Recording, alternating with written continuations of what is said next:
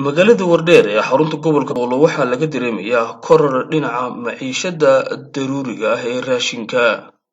Qaar ka mid ah qaybaha kala duwan ee bulshada ku dhaqan magaalada Wardheer ee xarunta gobolka Doolo oo la hadlayay wariyaasha wakaalada warbaahinta deegaanka Soomaalida ayaa sheegay ilaa iyo toddobaadkii lasoo dhaafay in magaalada laga dareemayo sicir barar dhinaca raashinka qaybihiisa kala duwan, taas oo saameysay nolosha dadka danyarta ah ee ku dhaqan magaalada Wardheer. Sidaas daraaddeed waxay ka codsadeen hay'adaha dowladda ay khusayso in ay si toos ah u soo farageliyaan si loo dejiyo sicirka qiimaha maciishada daruuriga ah. maciishadu waayahan aad bay kor u kacday sida cudurkan fayraska loo sheegayba.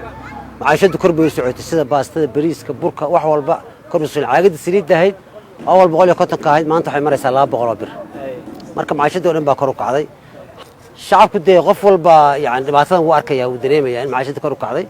wax kasta ha sababsadeen laakiin wax walba kor u kaceen bay dadku dareemayaan, shacabku dareemayaan. qabto dabagal dhow lagu sameeyo qiimaha maciishadana ay si fiican loo xadido baan codsanaynaa. wax dhib ah xagga soo gelitaanka aan ka qabna lama arko.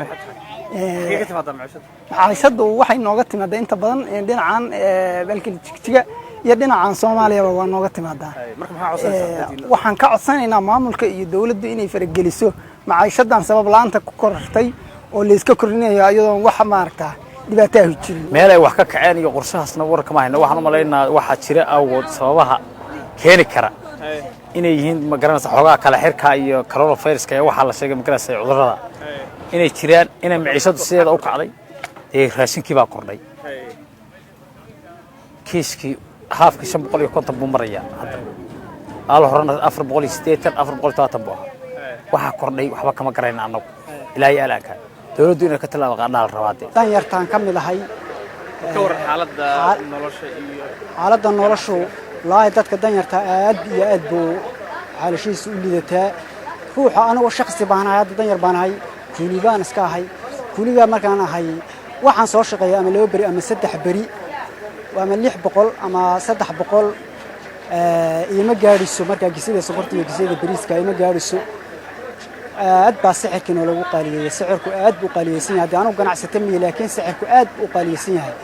Haddaba guddi isku dhaf ah oo heer gobol, heer degmo, hay'adaha ammaanka ee gobolka Doolo ka kooban ayaa bilaabay ka jawaabista cabashada shacabweynaha magaalada Wardheer ee ku aadan sicir bararka dhinaca maciishada daruuriga ah ee raashinka. waxayna bilaabeen howlo isku dhaf ah oo lagu dabagalayo isla markaasna lagu ogaanayo isbeddelka ka jira dhinaca qiimaha raashinka. xubnahan oo soo kormeeray suuqa ganacsiga raashinka kala duwan lagu iibiyey magaalada Wardheer ayagoo intii howlaha shaqo ay ku guda jireen albaabada u laabeen goobo meherado ganacsiga dhinaca raashinka, kuwaas oo lagu tuhunsanaa laguna soo eedeeyey in ay la kulahayeen biiritaanka qiimaha raashinka. gudoomiyaha maamulka degmada Wardheer mudane xasan cilmi iyo madaxafiiseedka xafiiska ganacsiga iyo gaadiidka ee degmadaasi mudane cabdisalaan maxamed ayaa warbaahinta uga warbixiyey howlaha shaqo ee ku aadan xakameynta kororka dhinaca qiimaha maciishada magaalada Wardheer. waxaa jirta maciishadii iyo dadkii qaybo ka mid ah iyagoo inay sicir barar kale taba uusan ka dhicin meelihii ka soo qaadi jireen ay ka faa'iideysanayaan oo dadkii naxariis darro fara badan mataqaanaa ay u sameynaynin baa kulley ka jirta. xaqada markii laga hadlayo xilligan barnaamijka hawsha markay bilaabatay anagu ganacsi xiriir baan la sameynay.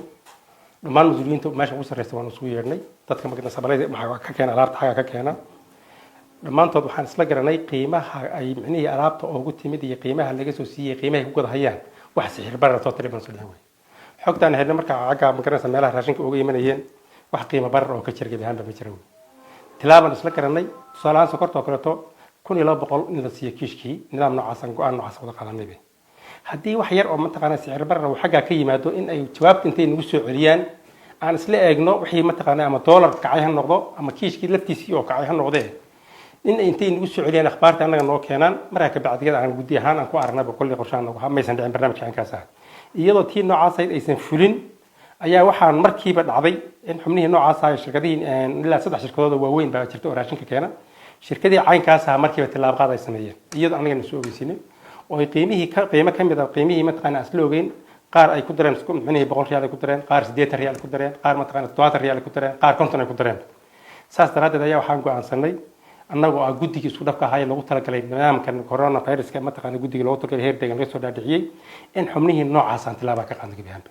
ogsoonaa degmadeena Wardheer xuduud ballaaran bay leedahay isla mar ahaantaana maciishadu waxay uga timaadaa hadeertaan toos waxay ugu xiran yihiin Boosaaso oo xaggee uga timaadaa iyadoo isla mar ahaantaana xukuumaddu qorshayaasha qaadatay ka degma ahaanba totally ba laga dhaafay dadkii ganacsatada ahaa wax laguma sameeynin dhanka dakhliga hadii ay noqoto wax dakhli oo laga qaadaa ma jirto sababta keentay inaan dakhli laga qaadina waxa weeye cudurkan waxa weeye daraadeed baa keentay marka shakhsiyaad waxa jiray shirkado waxa jiray iyagoo ka faa'iideysanaya masiibadan dabiiciga ah Ilaahay uu keenay iyagoo ka faa'iideysanaya waxay kordhiyeen maciishadii isla mar ahaantaana waxa weeye talaabaan anagu ka qaadan waana kan madaxafiiseedka xafiiska ganacsiga iyo gaadiidka gobolka Doolo mudane Maxamed Ismaaciil oo ka warbixinaya guud ahaanba howlaha shaqo ee ku aadan dhaqdhaqaaqa ganacsiga ee gobolka Doolo ka gobol ahaan qorshe waxaan qaadanay 7 degmo in aan waxa weeye tiimam laga sameeyo xafiiska ganacsiga uu hormuud u yahay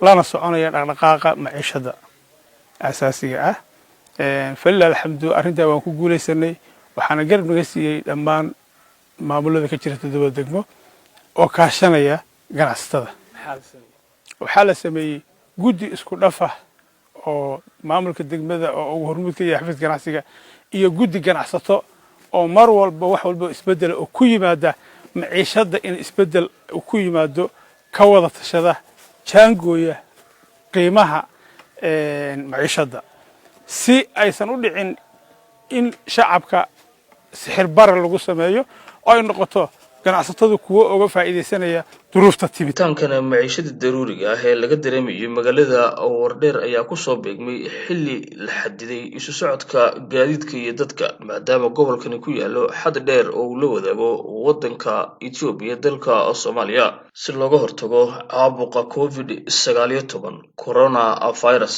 marka laga reebo gaadiidka wada ganacsiga maciishada daruuriga ah ee raashinka Maxamed Cabdi Cali Maxamed Garbo kala duwan warbaahinta deegaanka Soomaalida gobolka Doolo Wardheer